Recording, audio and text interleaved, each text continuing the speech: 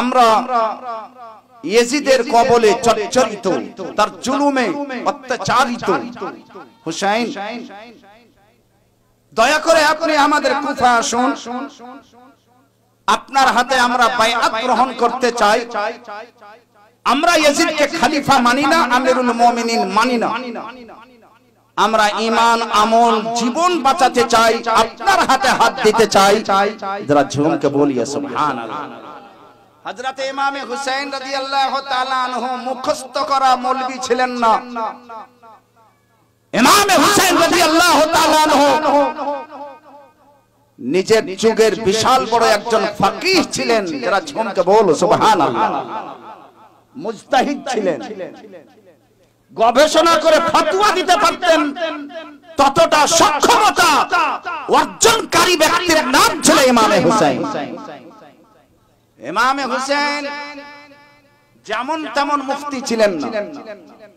হযরত ইমাম হুসাইন এইগুলো চিঠি পড়ার পর একটা বাক্সতে রেখে দিলেন। আবার পরশুদিন চিঠি এসেছে, রেখে দেওয়া হয়েছে। আবার চিঠি এসেছে, রেখে দেওয়া হয়েছে।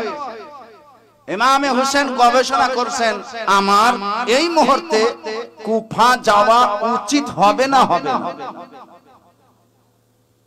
আমার যাওয়াতে দাঙ্গা হয়ে যাবে নাকি। বহু রকমের বিবেক বিবেচনা গবেষণা তাহকিক করছেন। চিঠি আসছে, রেখে দিচ্ছেন, চিঠি আসছে, রেখে দিচ্ছেন। ইমাম হুসাইন আমার আপনার মতন হুড়বঙ্গা ছিলেন না।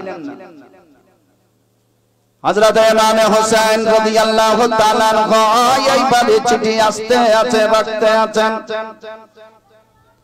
পড়ছেন, রেখে দিচ্ছেন, পড়ছেন, রেখে দিচ্ছেন।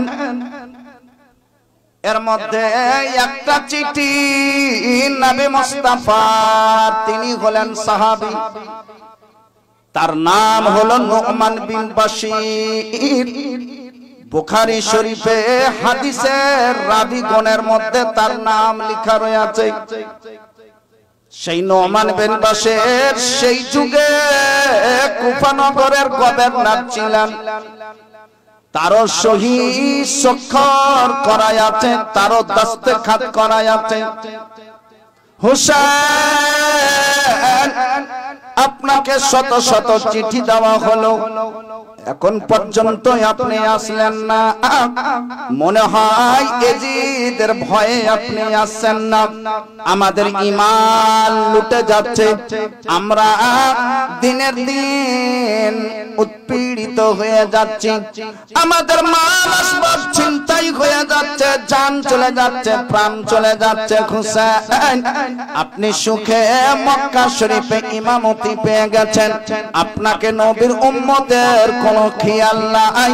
হুসাইন, আপনি যদি না আসেন তাহলে কালকে নবী মুস্তাফার সামনে অভিযোগ জানাবো আপনার হোসেন নিজের জান বাঁচাচ্ছিলেন, পরের জানের পরোয়া করেননি। ইমামে হোসেন ডাক দিচ্ছেন, আলী আকবর, আব্বা হুজুর, সবকে ডাকো। ডাকা হলো, চলো কুফা।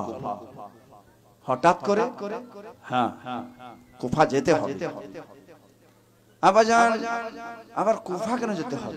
আমি যেটা বলছি সেটা করো, রেডি? যারা ঝুমকে বলো সুবহানাল্লাহ। তখনকার ছেলেরা এরকমই ছিল বাপ। আজকাল ছেলেরা লাভ আর দাঁড় বুঝছে, এতে লাভ হবে যে এখানে লস হবে, বাপকে পরামর্শ দিচ্ছে। বাপ যদি একবারে নিরেট, একবারে বোকা থাকে, তাহলে আপনি তাকে কোন রকম পরামর্শ দেওয়ার সাহস করিয়েন। আর আপনার চাইতে যদি বুদ্ধিমান বাপ আছে, ঘটাই সহি, বাপের আদেশ আছে। আরে ঝুমকে বলি আর সুবহানাল্লাহ। দাঁত তো দাড়ি অর্ডার দিয়েছে আব্বা, এই হলো মর্যাদা আব্বার।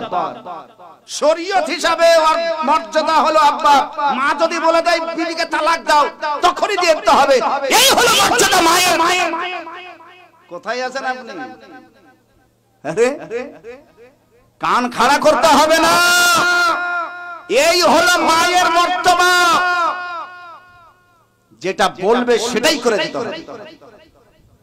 হযরত ইব্রাহিম আলাইহিস সালাম গেছেন বহুদিন পর, বেটার বিয়ে হয়ে গেছে, জানে না। ইসমাইল আলাইহিস সালামের বিয়ে হয়ে গেছে, দরজায় ডাক দিচ্ছেন ইসমাইল, একটা মেয়ে ছেলে বেরিয়ে আসলো। ইসমাইল আছে? বলে না ইসমাইল নাই। তাহলে ইসমাইল আসলে বলে দিয়ে যেন দরজা বদলে দেয়। চলে গেল। 3 মাস সফর করে এসেছেন, দরজায় দাঁড়িয়ে ইসমাইল আছে? ইসমাইল নাই। তাহলে ইসমাইলকে বলিও দরজা বদল করে দেয়। চলে গেল। কিছুক্ষণ পরে হযরত ইসমাইল নবী আলাইহিস সালাতু ওয়াস তাসলিম বাড়ি আসলেন। ওই মেয়েটা স্বামীকে বলছেন, ইসমাইল আলাইহিস সালামের বিবি এটা, বলছেন একজন বয়স্ক বুড়ো লোক এসেছিলেন, দাড়ি এরকম, মাথায় পাগড়ি, খুব লম্বা করে, ফর্সা করে, আসার পরে আপনাকে খোঁজ করলেন। আমি বললাম বাড়িতে নাই।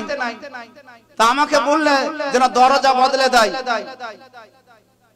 তখন তিনি বলছেন উনি হলেন আমার আব্বা জান।